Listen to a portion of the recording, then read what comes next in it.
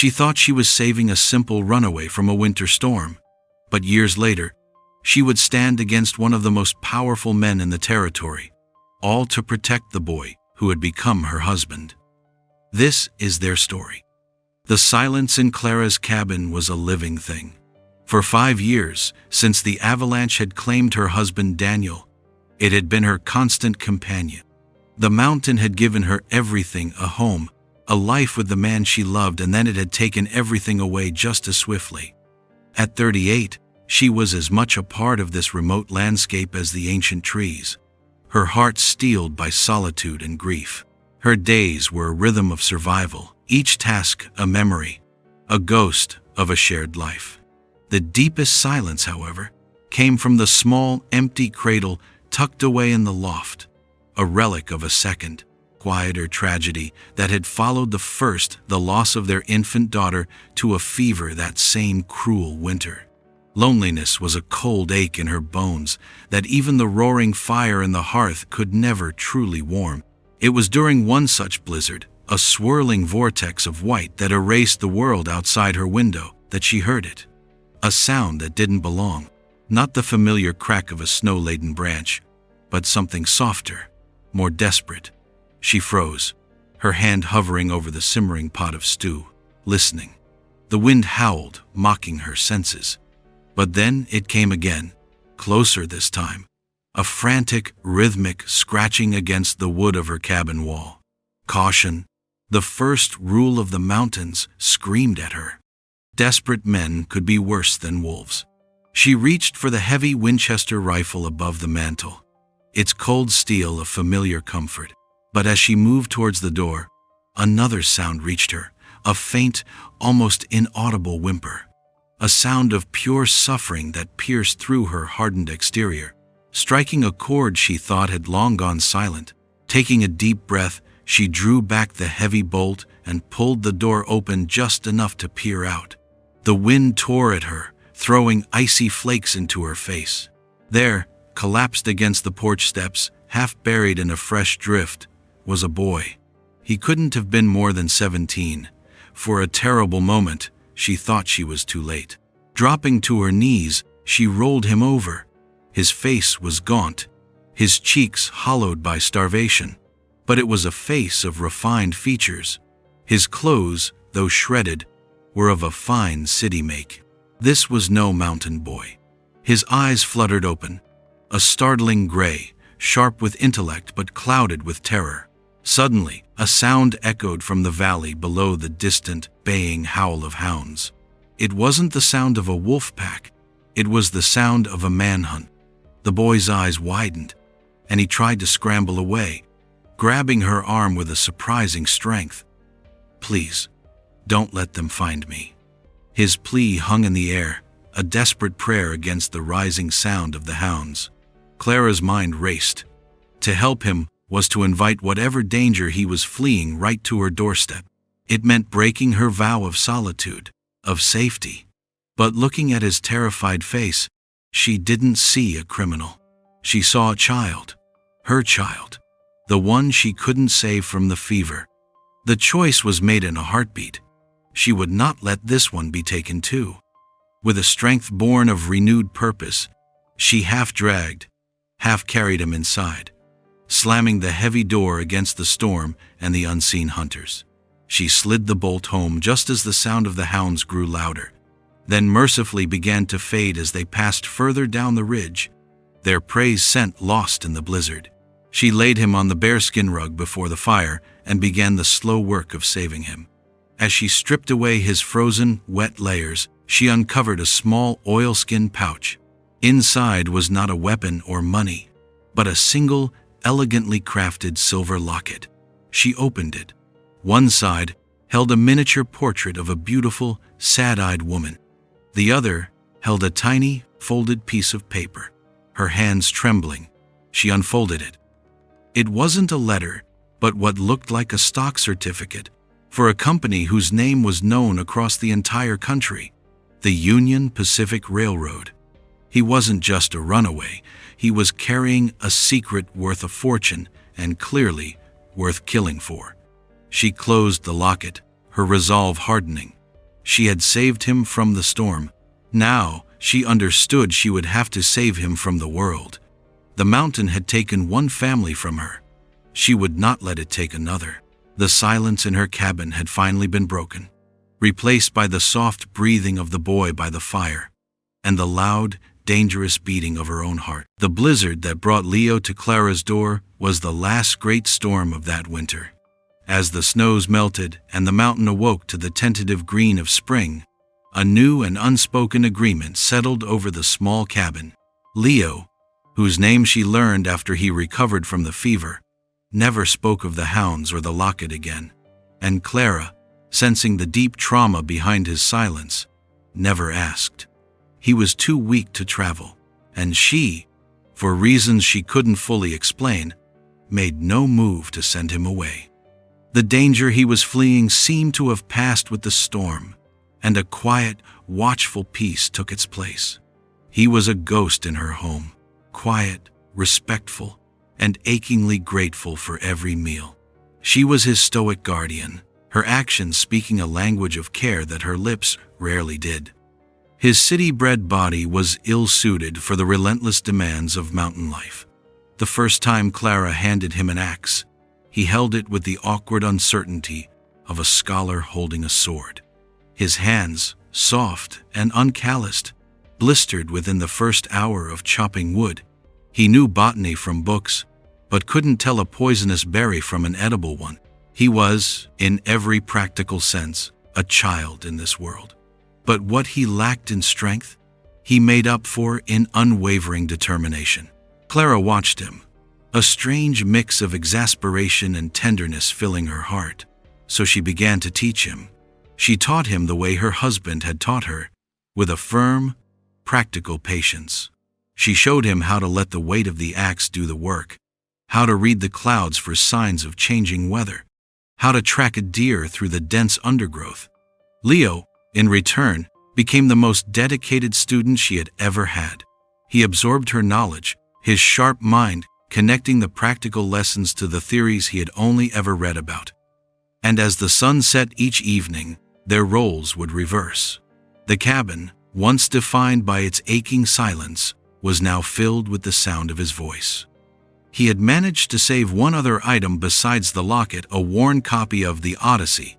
He would read it aloud to her by the fire, his voice growing stronger each month, weaving tales of epic journeys and monsters and the long, arduous path home. For the first time in 5 years, Clara's mind, as well as her body, was engaged. They would talk for hours about Odysseus's cunning, about philosophy, about the stars. She, who knew the names of every tree and herb on the mountain, learned from him the names of constellations. He, who knew the complexities of history, learned from her the simple, profound logic of the changing seasons. The age gap between them, so stark at first, began to blur, replaced by a deep, intellectual kinship. A year passed, then another. The seasons turned, and with them, Leo transformed. The boy who arrived half dead in the snow was gone. The hard, relentless work of the homestead chiseled away his boyish softness. His shoulders broadened, his hands became calloused and capable. He was no longer a boy playing at survival. He was a man forged by the mountains, his movements filled with a quiet confidence that mirrored Clara's own. He could now hunt as well as she, build what she needed, and anticipate the needs of their small farm before she even spoke them. The change was more than just physical. The fear in his eyes had been replaced by a steady calm. The mountains, once a symbol of his desperate flight, had become his sanctuary, his home. And Clara too had changed. The deep lines of sorrow around her eyes had softened, smoothed by the return of shared laughter.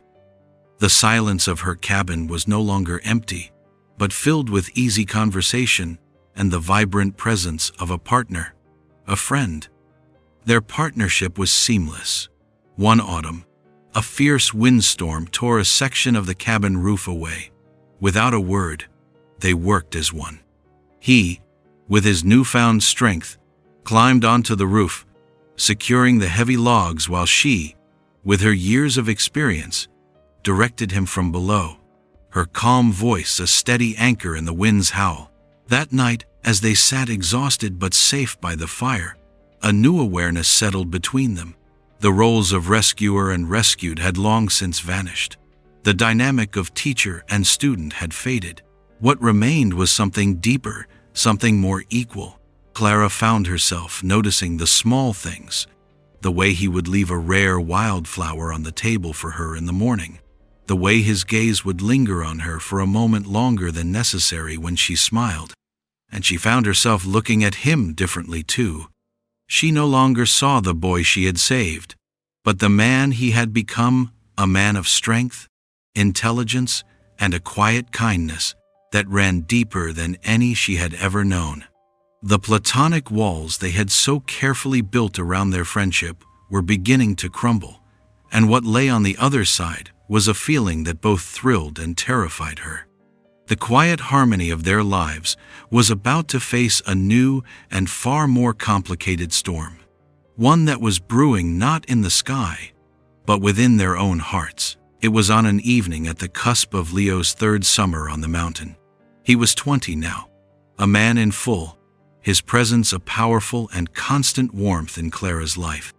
They sat on the porch, a comfortable silence between them as they watched the sun bleed colors of orange and purple across the vast, rolling peaks. For 3 years, this silence had been their language, a testament to their perfect understanding. But tonight, the silence felt different. It was charged, heavy with unspoken words. Clara was mending one of Leo's worn work shirts, her needle moving with practiced ease, but her mind was elsewhere. The boy she had rescued was a distant memory. The man sitting next to her now stirred feelings within her that she had buried with her husband, feelings of longing, of a woman's desire. It was a thought that filled her with a dizzying mix of guilt and a hope so fierce it frightened her. Leo finally broke the silence. His voice was low and held a new gravity that made her pause her sewing. He turned to face her, and in his clear gray eyes, she saw an emotion so raw and open it stole her breath. He confessed his feelings, not with the fumbling words of a boy, but with the quiet conviction of a man who knew his own heart. He told her that this place had stopped being just a sanctuary and had become his home, and that she had stopped being just his rescuer.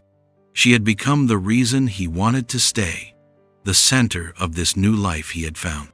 The confession hung in the air, beautiful and terrifying. A part of her soared, a joy so pure and overwhelming it brought tears to her eyes. But another part, the voice of reason from the world down in the valley, screamed in protest.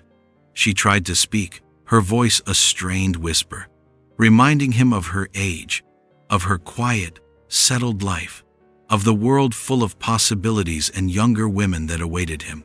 But he gently shook his head, his gaze unwavering, telling her that no other life could be better than the one they had built together. He leaned in, his intention clear, and Clara, for a moment, forgot the years between them, forgot the world outside, and leaned in to meet him.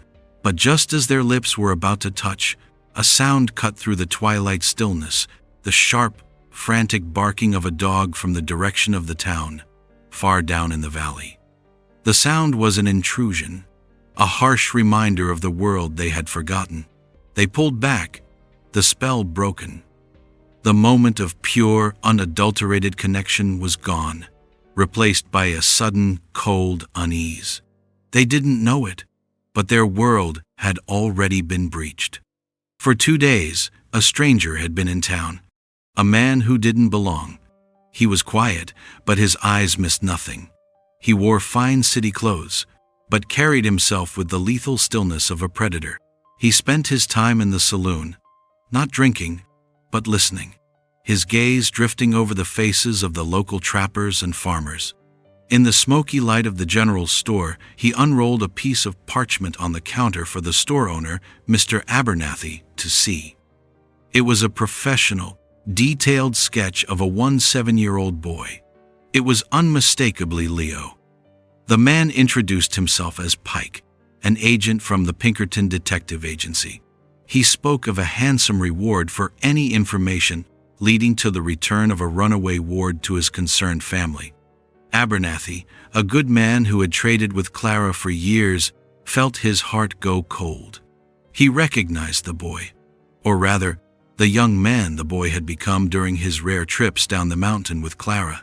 He feigned ignorance, shaking his head, but Pike's sharp eyes caught the flicker of recognition. The agent simply smiled, a thin, chilling expression that held no warmth. He said he would be in town for a few more days, reminding Abernathy that a reward of that size could change a man's life. Up on the mountain, the magic of the moment had vanished, replaced by a shared, unspoken premonition of danger. Leo's past, a ghost he thought he had outrun, was no longer just a memory. It was a hunting dog in the valley. It was a man with cold eyes and a drawing, and it was coming for them. Clara looked at the strong, capable man beside her, the man who had just offered her his heart. The fear she felt was no longer for herself, or for the judgment of others. It was a fierce, protective fear for him.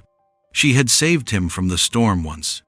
Now, a far more dangerous storm was gathering on the horizon, and she didn't know if either of them would survive it. The morning after Leo's confession brought no joy, only a heavy blanket of dread. His words of love, which should have filled the cabin with warmth, were now overshadowed by the threat lurking in the valley. They hadn't spoken of it, but they both knew the delicate bubble of their peaceful world had been pierced. Every shadow seemed to hold a threat. Every rustle of leaves sounded like approaching footsteps. They were no longer just two souls in a sanctuary. They were fugitives waiting for the hunt to begin. Late that afternoon, their fears took shape. A lone rider emerged from the tree line, moving with an urgency that spoke of bad news. It was Mr. Abernathy, the kind, elderly owner of the general store. He was a friend, one of the few people Clara trusted from the world below. He dismounted, his face etched with worry. He told them that the agent, Pike, was getting closer to the truth, that the reward money was making people talk. He had come to warn them, to urge them to run. They gathered inside the cabin, the heavy wooden door shut against the world. Abernathy placed his hat on the table, his hands trembling slightly, as he recounted his conversations with the relentless Pinkerton agent. Abernathy explained that Pike, emboldened by liquor and his own arrogance, had let slip a crucial detail in the saloon the night before. He wasn't just hired by a concerned stepfather. His true employer was far more powerful. He was working on behalf of the board of the Union Pacific Railroad. The name hit the small cabin like a thunderclap. The Union Pacific was a titan, a force of nature carving its way across the country, run by ruthless, powerful men. Leo, stunned, could only stammer that his stepfather, Alistair Finch, was merely one of many board members. But Abernathy shook his head gravely. He went on to unravel the terrible truth, a story pieced together from Pike's drunken boasts and the town's telegraph records. Leo's biological father, a German aristocrat named Leopold von Felsen, had been one of the railroad's original founders. The initials on the locket, L.V.F., suddenly burned in Clara's memory. It wasn't just a trinket. It was a legacy. The old store owner continued, his voice low and urgent. When Leopold von Felsen died, he left his entire controlling share of the railroad, a massive fortune in a trust. His wife, Leo's mother, was the beneficiary, and upon her death, the entire fortune was to pass directly to Leo, his only son, on his 21st birthday. His stepfather, Alistair Finch, had been the trustee, managing the vast sums of money all these years. Abernathy paused, his eyes filled with a grim understanding. He told them he had seen a telegram. Leo's mother had passed away 6 months ago from a sudden illness. The final, horrifying piece of the puzzle clicked into place as Leo, his face pale, whispered that his 21st birthday was just 2 months away. As long as he was a minor under Finch's guardianship, Finch controlled everything. The moment Leo came of age, he would inherit it all, leaving his stepfather with nothing. But the trust had one cruel clause. If the heir was declared legally dead or was otherwise permanently incapacitated, the trusteeship would pass to the surviving spouse, to Finch. The pieces fell into place with sickening clarity. This wasn't a hunt for a disobedient stepson. This was a ruthless, high-stakes corporate maneuver. Finch didn't want a son. He wanted an empire. Pike's mission was not to bring Leo home, but to ensure he never reached his birthday. Their plan would be to capture him, declare him mentally unstable from his years in the wilderness, and have him committed to an asylum where he would be locked away for life. To the world, he would be incapacitated, and Finch would have everything. The air in the cabin was thick with the weight of the revelation. Leo was not just a runaway. He was a prince in hiding, and the dragon was at the gates. Abernathy stood, placing a heavy hand on Leo's shoulder, his final words a grim warning. Pike was offering a reward that was turning neighbor against neighbor. He was gathering a posse, not of lawmen, but of hired guns. They had a week, maybe less, before Pike would ride up to the cabin to take Leo, not back to his family, but to a living tomb.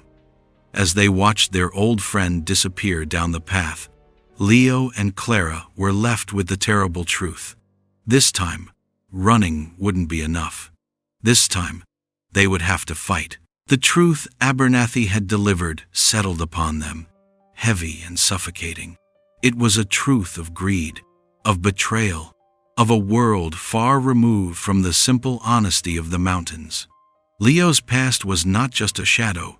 It was a tidal wave of power and money, threatening to sweep away their small, precious world. The instinct to flee, the one that had driven him for 3 years, screamed in his mind. He spoke of running, of going further north into the territories where they could never be found. But Clara did not meet his gaze. She was staring at the rough-hewn wooden walls of the cabin, at the home she had painstakingly maintained, the sanctuary that had healed them both. She told him then, her voice quiet but as unyielding as the mountain granite, that she would not run again. She had run from her grief once, hiding herself away, and he had been running his whole life. She asked him what would happen when Finch sent another man and another. Would they spend their lives looking over their shoulders?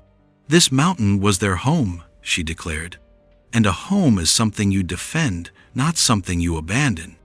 Her words struck him with the force of a physical blow. She was right. The mountain had taught him strength, and Clara had taught him what it meant to have something worth fighting for. To run now would be to betray everything he had become. But how could they fight? Pike was a professional killer, backed by a ruthless tycoon with the law and all the money in the world on his side. They could paint him as an ungrateful, unstable heir, and her as the mad widow who had corrupted him. They could twist the truth until no one believed them. He slumped into the chair opposite her, the weight of their impossible situation pressing down on him. For a long moment, they sat in silence, the crackling fire the only sound. Clara's mind, the sharp, methodical mind of a teacher, began to work, sorting through the facts, searching for a loophole, a single point of leverage in a battle where they had none.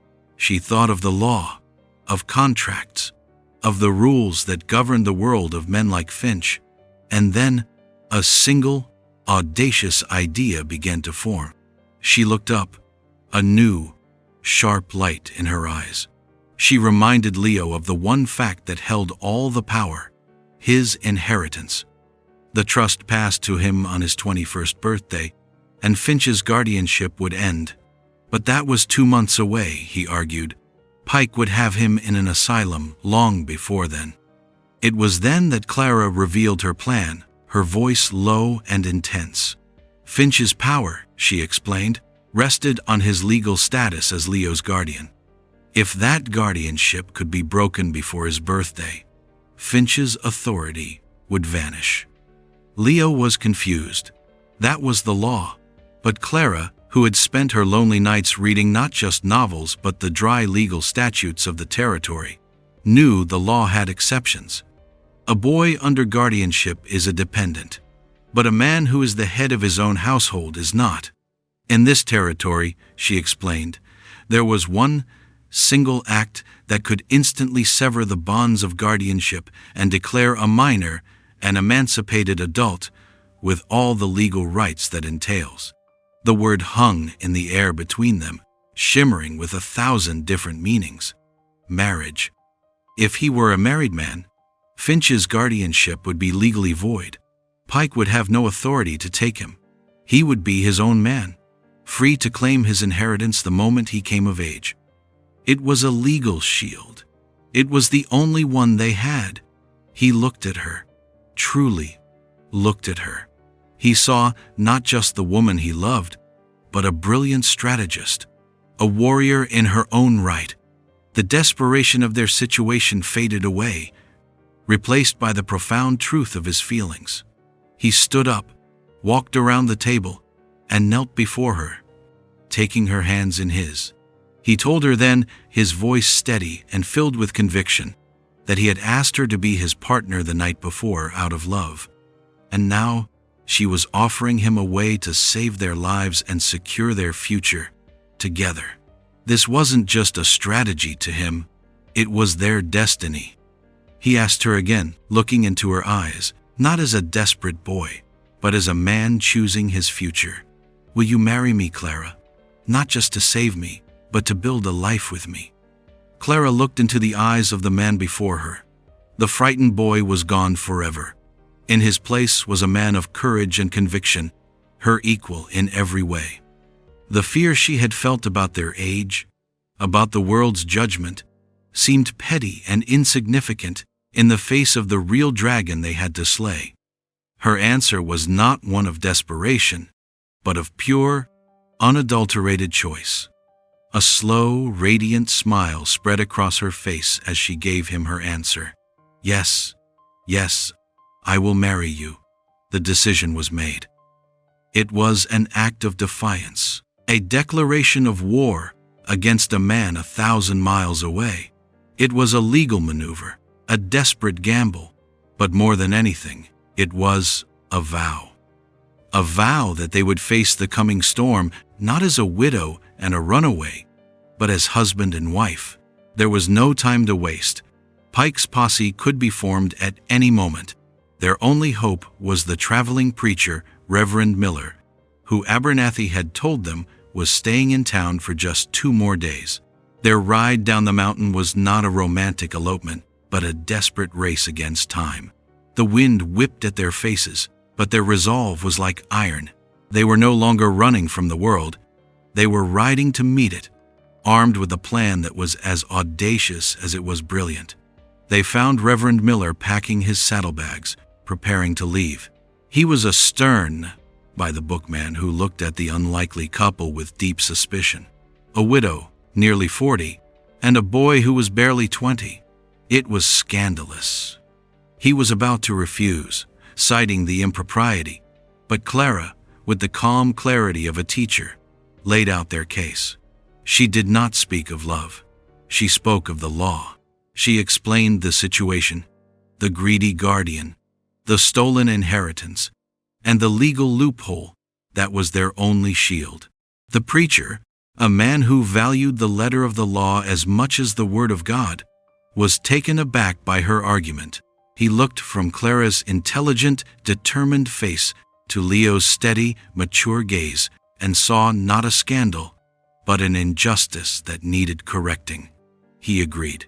And so, under the pale morning sun, with only a kind old friend as witness, Clara and Leo were joined as husband and wife. As they spoke their vows, the strategic nature of their union melted away, replaced by the profound weight of their commitment. This was real, this was forever. When the preacher declared them man and wife, Leo turned to Clara, and in front of God and the law, he kissed his bride. It was a kiss that sealed not just a legal contract, but a promise of a shared life.